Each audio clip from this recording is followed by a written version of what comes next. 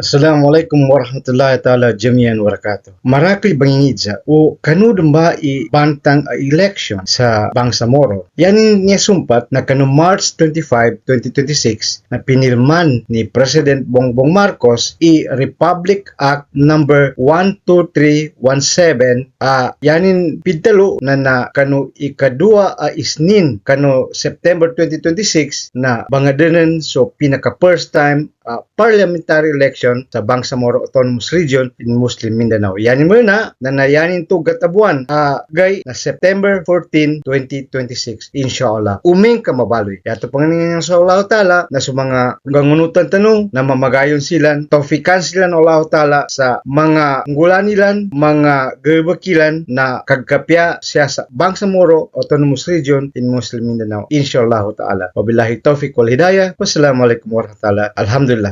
Alhamdulillah.